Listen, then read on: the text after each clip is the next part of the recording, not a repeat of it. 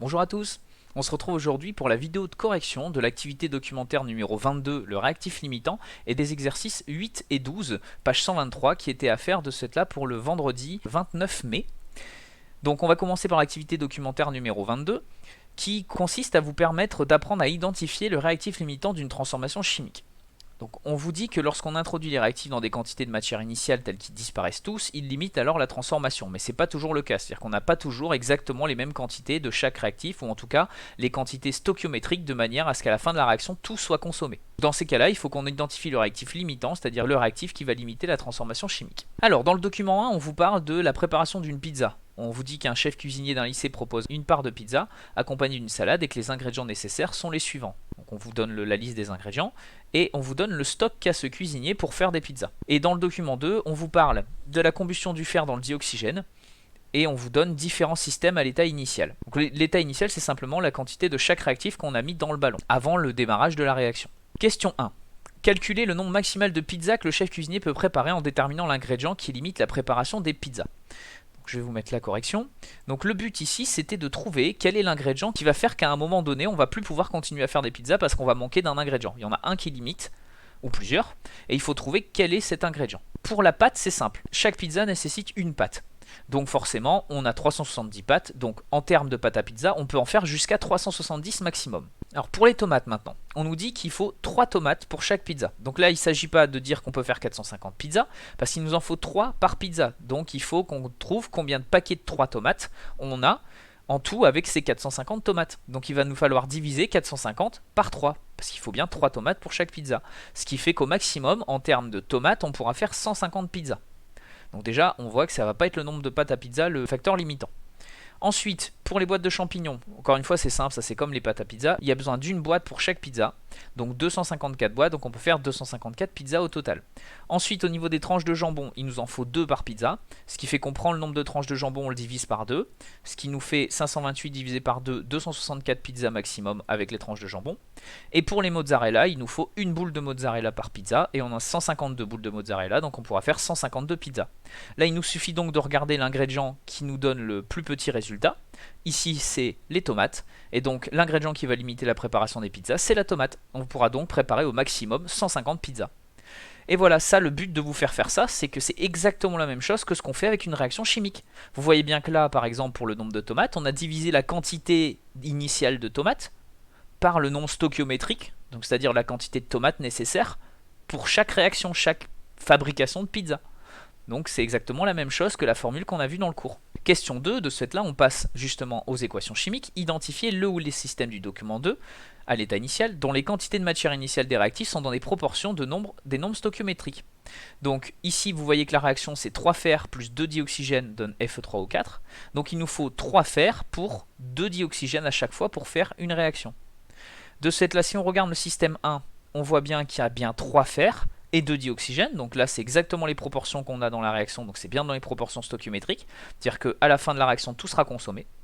Dans le deuxième on a 6, donc c'est bien un multiple de 3, c'est 2 fois 3, et on a 6 dioxygène, donc on va avoir trop de dioxygène, donc lui il n'est pas dans les proportions stoichiométriques. Le numéro 3, on a 9 fer, c'est-à-dire 3 fois 3, donc on a 3 fois la quantité stoichiométrique.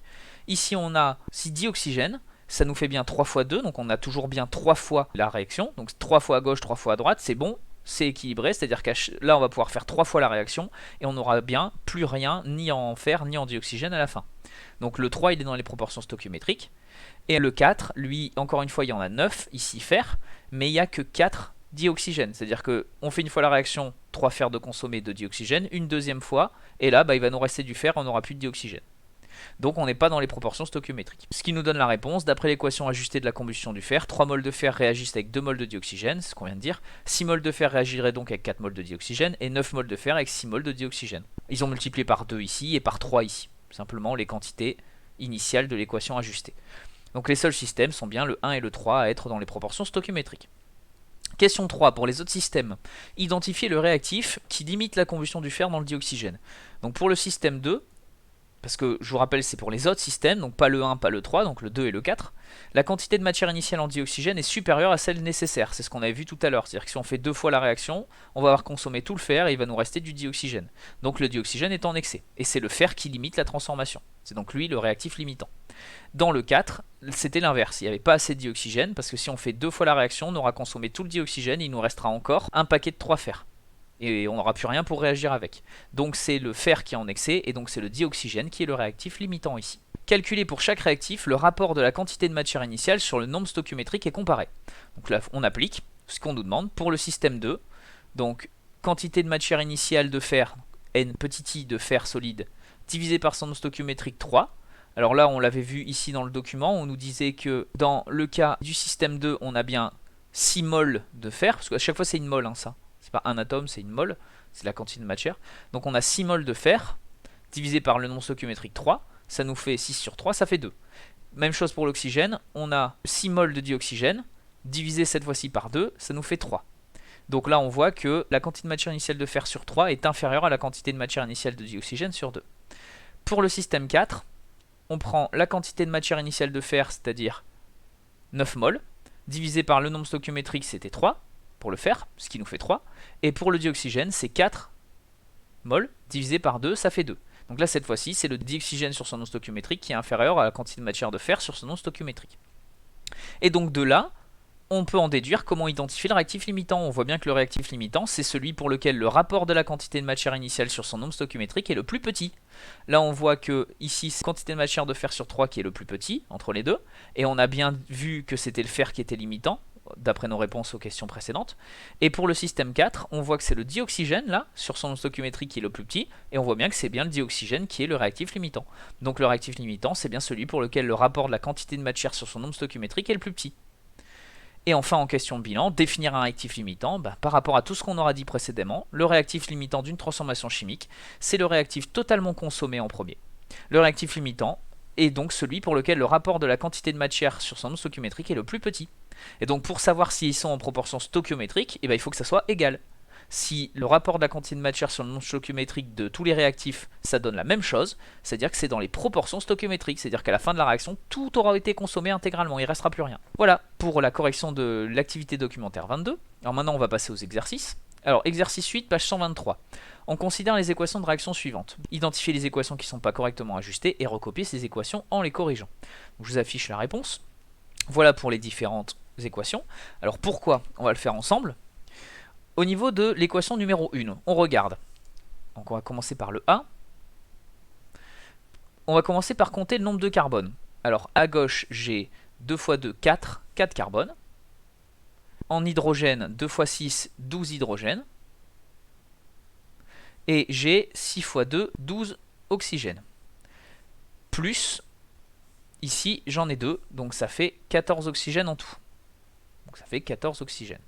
Et si je compare à droite, j'ai mes 4 carbones. J'ai bien 4 x 2, 8, plus 6, 14 oxygènes. Et j'ai bien 6 x 2, 12 hydrogènes.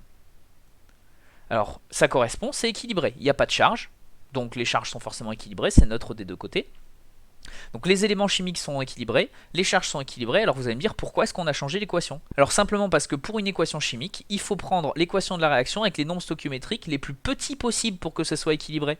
Et là vous voyez bien que tous les nombres stoichiométriques sont multiples de 2, on peut tout diviser par 2.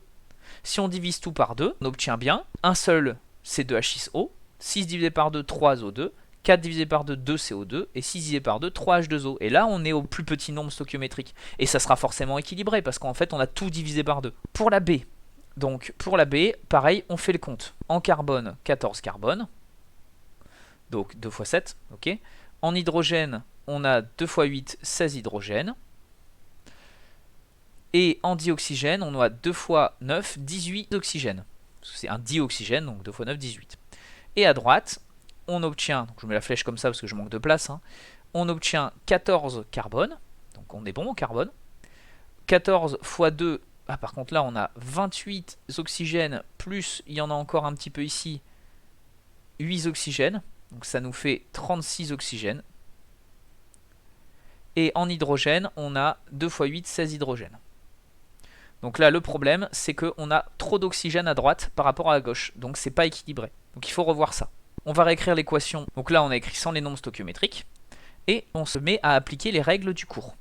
Donc les règles du cours nous disent de commencer par équilibrer nos nombres de carbone. Donc nos nombres de carbone, c'est bon, ils sont équilibrés? Non.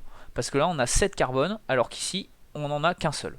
Donc on va commencer à mettre 7 ici. Puis on équilibre les hydrogènes. Les hydrogènes, ici, on en a 8, alors qu'ici, on n'en a que 2. 4 fois 2, 8.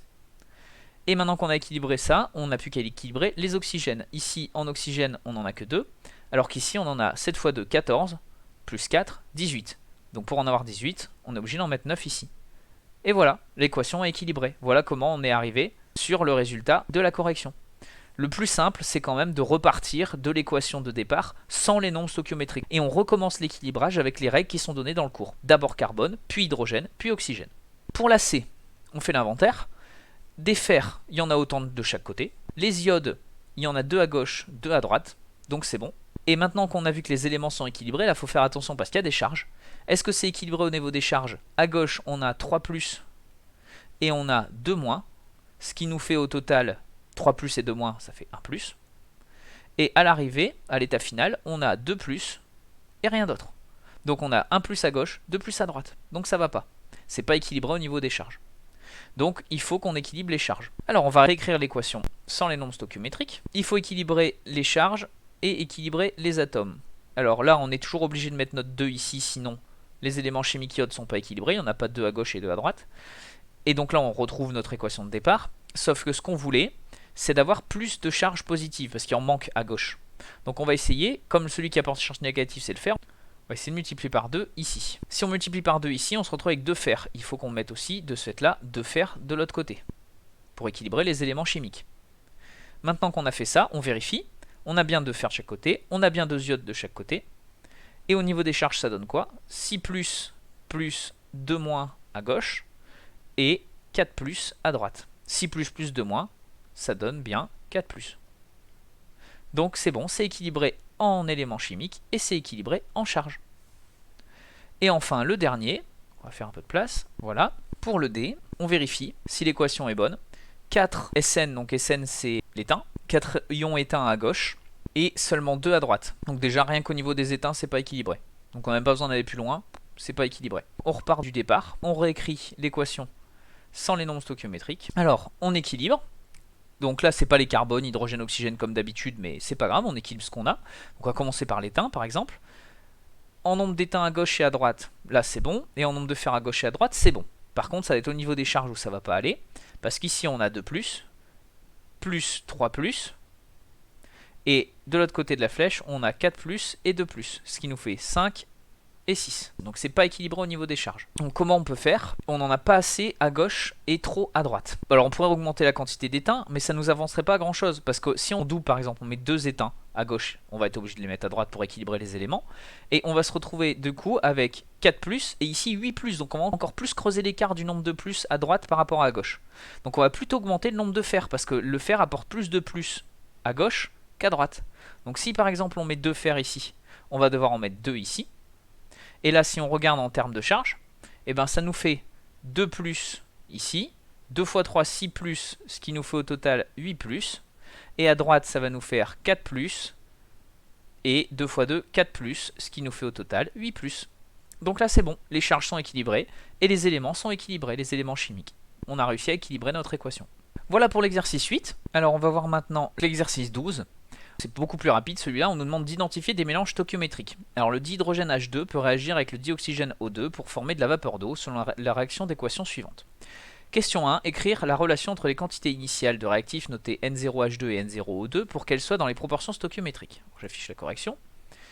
Donc pour que ça soit dans les proportions stoichiométriques, on a vu dans le cours qu'il faut que la quantité de matière du premier réactif sur son nombre stoichiométrique soit égale à la quantité de matière du deuxième réactif sur son nombre stoichiométrique. Donc voilà la relation qui lie la quantité initiale de dihydrogène, de matière de dihydrogène, et la quantité initiale de matière de dioxygène pour que ça soit dans les proportions stoichiométriques. Maintenant qu'on sait ça, on nous demande dans la question 2, parmi les mélanges suivants, lequel vérifie les proportions stoichiométriques. Donc est-ce que c'est 4 mol de H2 et 2 mol de O2 ou 2 mol de H2 et 4 mol de O2? Alors c'est le mélange A, pourquoi? Parce que quand on applique la relation qu'on a vue juste au-dessus, si on remplace par les valeurs, ça nous fait bien nombre de H2, N0H2 sur 2 est égal à 4 sur 2, ce qui nous fait 2, et le nombre de O2, bah, c'est 2. Donc c'est égal, c'est bien la relation A. Alors que si on regarde par rapport à B, on a quoi? On se retrouve avec N0 de H2 sur 2, il va être égal à 2 sur 2, c'est-à-dire à 1 mol, à 1, alors que O2 c'est 4. Donc celui qui va limiter, ça va être le dihydrogène, ça va être le réactif limitant. Donc ils ne sont pas dans les proportions stoichiométriques. Voilà, j'espère que c'est suffisamment clair pour vous. Si vous avez des questions supplémentaires, n'hésitez pas à m'envoyer des mails. Et on se retrouve dans la prochaine vidéo. A bientôt.